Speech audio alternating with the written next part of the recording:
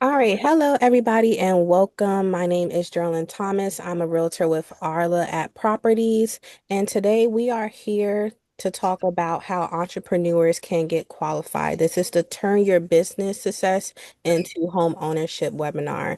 So today we have Stacy Kimrey, and she is with Towne Bank Mortgage, and she will go over the alternative lending options for you as an entrepreneur. So listen up and let us know your thoughts in the comments. Thanks. Thank you very much, Jerelyne, and I am happy to be here with you today. So I had done this presentation with you guys, and people wanted to see it again. So I'll try to go through it a little slower this time. But I want to talk about alternative lending solutions. Do you see my screen? Yep, we can see your screen. Okay, good. Okay. I just can't see it on this one platform. So, alternative lending solutions. So, this is for the self employed borrower, whether it be a 1099, a Schedule C, an LLC, 1120s, whatever you file. This could be the answer for you when you're looking at investing in real estate, buying your own primary residence or investment properties, whatever the case may be. So, back in the mortgage implosion of '09 and '10 and around that area, the ability to repay was enacted, where it took away a lot of stated income and no doc loans. But what came out of that was a more consistent and reliable solution, other than just your standard gather tax returns, pay stubs, and W-2s, which left out a lot of self-employed borrowers who wanted to take the available and legitimate write-offs, but still claim enough income to qualify to buy a house. So these solutions came out of that situation. So one is called non-QM, non-qualified mortgage. So it's just an alternative way of documenting income. And then these are typically solutions for self-employed borrowers or high net worth borrowers. And then also for investors that maybe don't or can't show what the standard full doc loan would require. Okay, so non-QM characteristics. So anything with expanded debt ratios. So typically, you're going to see on conforming loans, they want to see anywhere from like 43 to 45. But this will take us up to a maximum of 50% debt ratio. And we're using total debts that show on the property that you're going to be purchasing, as well as any minimum payment showing on the credit report. And that divided by the gross income gives us the debt ratio. So that's where the 50% comes in. It's also anything that's not a true 30-year term. So a 40-year term with interest only option or a 30-year term with interest only option would count as a non-qualified mortgage. So a non-QM mortgage. Also, private mortgage insurance does not operate in this non-QM space. So mortgage insurance insures the lender if the borrower or buyer is putting down less than 20%. In this case, rates are slightly higher, so it's self-insured. So we don't need private mortgage insurance to step in this case. We do use alternative income sources, which we'll go over the specifics of that here in a minute. And then there's no automated underwriting with these programs. Everything's a manual underwrite. It's a make sense kind of deal. So it's a real win, I think, for self-employed borrowers in that regard. Okay, so the non-QM market expectations and opportunities. So I think more and more people stay at home over COVID and all those things have explored self-employed opportunities. And so the market is growing, basically. This whole chart just shows you that non-QM originations and sales are expected to rise over time. And it's going to be a big part of our business on the financing side and on the sales side of real estate as well. So first one I want to go over is the bank statement program, which is ideal for self-employed or small business owners. So for that program, we can take a look back at 12 months or the last 24 months worth of bank statements, and we look at deposits made into the account. And then we take an average of those deposits, and depending on the size of the business, we take a percentage of those deposits as income. So I can tell you that I did have a client that had negative or very little income for the past 5 years that she's had her business. And we were not on the normal track able to qualify her for a conventional loan. However, when we looked at the bank statement program and deposits, we were able to get her exactly what she needed to qualify. So um, you have to be self-employed for at least 2 years. And we're using the bank statement deposits in lieu of tax returns. So all these programs that would normally require tax returns as full doc, these are just alternatives to gathering tax returns. So we don't see the tax returns at all. So documentation of the 2 years, if you've got a license or an employment history that we can track through Better Business Bureau and the Secretary of State, then that works as far as verifying the existence of the business for at least 2 years. As I said, there's no IRS tax returns needed. We look at either 12 or 24 months personal or business returns. Statements, not returns, to gather the deposit information. We look at income calculations and hopefully get that income figure back to know if you're qualified within a 48-hour time period. It's usually much quicker than that, but if we're busy, we like to give ourselves time to really sort through all the deposits and that sort of thing. It's 10% down, so up to 90% loan to value. And there's no private mortgage insurance. So typically on a conventional loan with less than 20% down, you'd have mortgage insurance. Loan amounts for anywhere from 100,000 up to 3.5 million. And then it's available on owner occupied. So for your primary residence, or if you're purchasing a second home or investment property, it works. Second homes and investment property have a more higher down payment requirement. So, but it works for single family residences, townhomes, log homes, modular homes, condos, and even non-warrantable condos.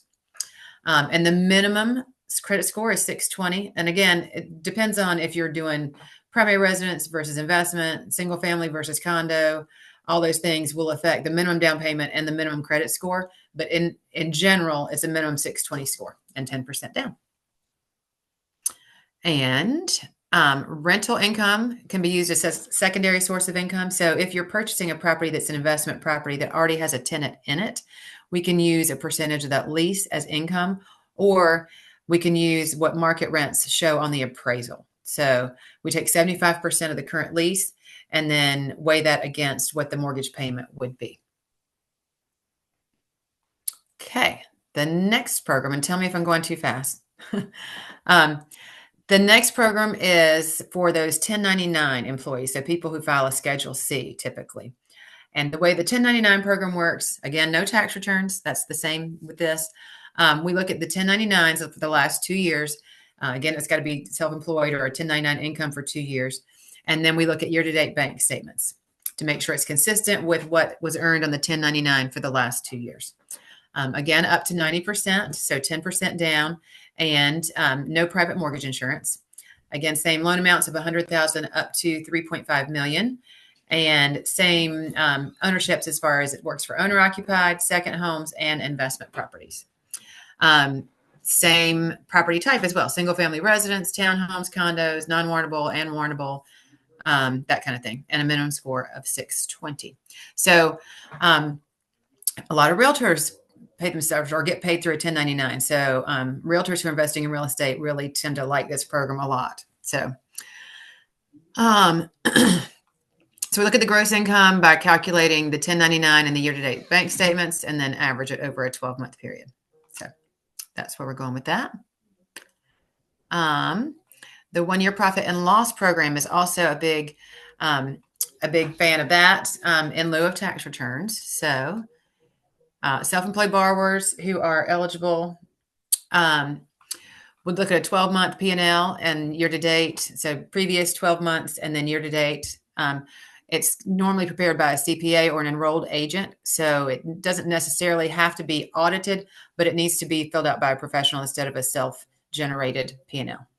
So for that one too, it's no IRS tax returns needed. So this one requires 20% down, but does go for all the same types of loans: owner occupied, second home, and investment. 100,000 to 3.5 million. And then same property types. The difference here is going to be the 20% down and a minimum FICO of 660. Then we move on to asset utilization. This is for your high net worth borrowers, not necessarily self-employed. These are folks that have lots of assets, lots of money in the bank, but just choose not to use it, to use other people's money and use the bank's money to fund the mortgage. So in this situation, what we're allowed to do is take 100% of any liquid assets. So checking, savings, money markets, things like that. 100% of any assets in a trust when there's a sole beneficiary. And then if we're looking at stocks and bonds or IRAs or retirement accounts, for those, especially if you're not at retirement age, we have to take a percentage of that balance as income. So stocks and bonds, we take 70%, counting 30% that may move with the market. And then 60% of retirement assets like an IRA, just because we know that if you were to withdraw those funds prior to being of retirement age, you would have fees and penalties in about that amount. So that's why we take that. And what we do is we just take the assets, add them up, divide it by the term of the loan, and that counts as your income.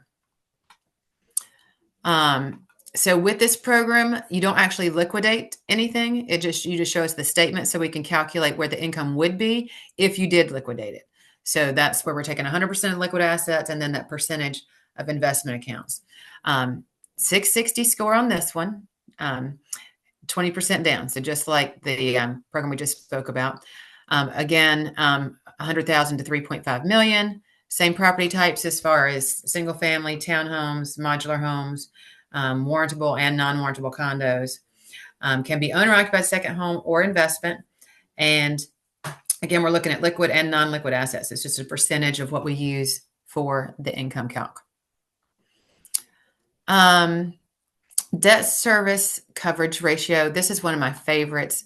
This is a big favorite of a lot of the realtors that I work with and a lot of investors. So when buying investment property, the way that we calculate it, we don't look at any personal income. We do pull a personal credit report just to look at credit scores and things like that. But we don't calculate any sort of income, whether through bank statement, 1099, tax returns, none of that. What I like to say for this one is the house speaks for itself. So if you're purchasing an investment property, and this only works for investment property, this cannot be a second home or a primary residence.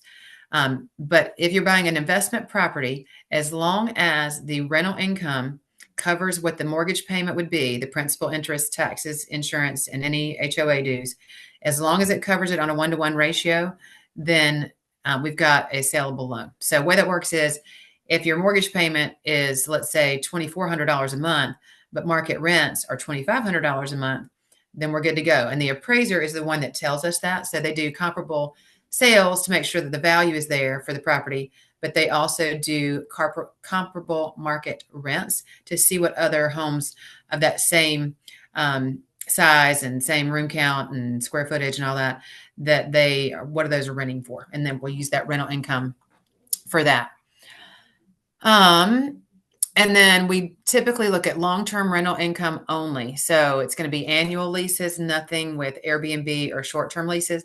I will tell you, I think this could be changing here coming up because Airbnbs and short-term rentals, VRBO, are so much more frequent that I think they're going to find a way to help calculate that income. And especially for averaging it would make sense to me, but I'm not the one who creates the program. So we'll see going forward if we start to see some short-term rental opportunities included with this. For this program, 660 score, 20% down. Gift funds are allowed for that 20% down. And same loan size, 100,000 to 2.5 million. In this case, instead of 3.5, but the same minimum loan amount. Property types, no modulars on this one, just single family townhomes and warrantable and non-warrantable condos. But multiple units are okay. So duplex, quadplex, triplex, all okay. Investment properties only, and this is big. So if someone wants to buy an investment property at the beach and wants to block off 2 weeks of family time, or anytime that there's not an annual lease in place, then that becomes an issue. But as far as an investment property with an annual lease works for us for this. And first-time investors are allowed. So that's a new niche for that. So it used to be that you had to have a landlord history, but now we do have a caveat for first-time home investors. So, and that's it. So, do you have any questions for me? Did I go too fast? What would you like to know more about? No, actually, that was perfect. So, Okay. because we just ended with that, I would like to ask the questions on the debt service coverage ratio loan option. Uh-huh. So you mentioned two things that I wanted to ask a question about with this one. It's um let me get myself together. You mentioned that it could be for a duplex. I currently have a client that wants to build a duplex in the state of Maryland. Uh, Mhm. what if the owner wants to live in one of the units? Could he still qualify for this loan, or he would have to completely rent out the duplex? So I've seen it on an exception basis, but typically both sides have to be investment. Okay, no problem. And then the other one was for this loan, can this be used to renovate the home and then put it out for rental, or it has to be a ready for rent property? It has to be a ready for rent property. It Okay. doesn't have to be currently rented, but it does have to be a ready for rent property. And that's one of the things too. I had a certain scenario where the borrowers bought the house 6 months ago and they were doing a refinance to pull some cash out to purchase another property. And they rented it furnished and it came with a boat slip and a boat and all the things. So they were able to rent it for quite a bit more than what the market rents were in the area. Mm, Um, but in that case, if you have received rent for at least 3 months, not 3 months all at one time, but the course over 3 months, we can use the lease instead of the market rents provided by the appraiser, especially in that scenario where there's a reason for it that we can explain. okay. And I got four questions online. So it says, what steps should I take today to prepare for qualifying in the next 6 to 12 months? Well, it depends on which of the programs. So, if we're doing a bank statement program, you'd want to make sure to notate on your bank statements, if you can, where the deposits are coming from. So, typically, a counter deposit, if you can show that it came from um, a client list that you have, or if you've got Zelle, that we can notate where that came from, or that little square thing that people do, Square Pay. Um, that would be my advice on that. Just make it really clear on where the deposits are coming from.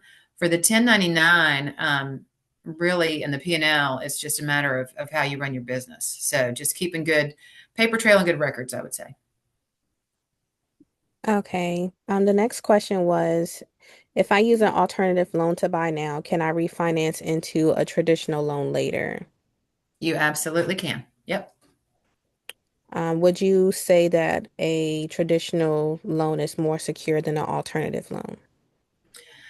I would not. I mean, the pricing is built in and it's the risk is included in this loan, and it is calculating income, so the ability to repay is certainly there. We have higher credit scores for this program for a reason. We have more down payment for these, programs for a reason. So I think that the risk is mitigated with that. And these loans have been tried and true for the past 10 years. So track record is outstanding on these. Okay. Three more because I have a personal question of my own. Um, Sure. next question is, how can I leverage my business success to improve my chances of approval? How can you leverage your business? Oh, assets. So Yeah, so the bank statement program, we do business returns versus personal returns, or we can do either or. So if it's already going into your business account, we can use that account to calculate your income. Okay. What mistakes should entrepreneurs avoid when applying for a mortgage? Mistakes might be just to watch as far as credit pull, so that your credit score stays as high as possible. At Towne Bank Mortgage, we've got a credit team that helps us analyze credit and try to see how we can help improve the score. We actually have a credit scoring class that maybe you'd like to see as well, but because derogatory trademarks and late payments are part of everyone's life. And it's only 35% of the credit score. So we look at the other 65% of how that's made up to see what can we do to affect change on that to improve the score. So I would say number one, protect your credit score. Okay. And then just keep good paper trail of income coming in. Okay. And then the last question is, you were mentioning that with depending on what loan options they qualify for or decide to go with, that they had to bring either 10 to 20% down Hmm. for the loan. if so say this person is a first time home buyer or first time investor, they qualify for the state of Maryland, they qualify for a grant or a program specifically for first time home buyers where they cover the down payment and closing cost assistance. Will that counter, will that destroy the loan or or is that something that a town bank will it be willing to work with? First of all, let me apologize for the noise in the background. The yard crew just showed up It's during okay. this. As far as those programs, so we offer all those state bond programs, citywide programs for down payment assistance. But typically, those programs require full documentation. So they're going to want to see tax returns, pay stubs, W 2. So if you're qualified for that program, we would put you on a conventional path anyway. Okay. Um, and so last question. Uh-huh. So you mentioned that you all have programs like that. If somebody needed help with the 20% that they had to come up with or the 10% that they had to come up with, Mhm. you all have programs that would be effective with those loan options, or they should just make sure they have that money. I would say make sure you have the money. There are certain programs, as we mentioned, that allow for a gift from a family member. And we would document that the same way we would on a conventional or government loan. So I would just have the donor be available to sign a gift letter and to know that we're going to need to track those funds coming into the borrower's personal account prior to closing. But and a lot of these non-QM options allow for exceptions on a one-off basis. So if we had to challenge the minimum or maximum loan size, or if we had to challenge gift funds allowed, or first-time investor, that's why they changed that caveat to that one loan program, because there was such a need for it. So if we need to ask for an exception, we can certainly try that route. I know that one thing they will not make exception on is credit score. So that's why you need to protect your credit score. Awesome. Well, that sums up all the questions, Stacy. I thank you so much for your time. Absolutely. And as you all can see, her contact information is below. And of course, if you need a realtor, you can always contact me. My contact information will be in the description box.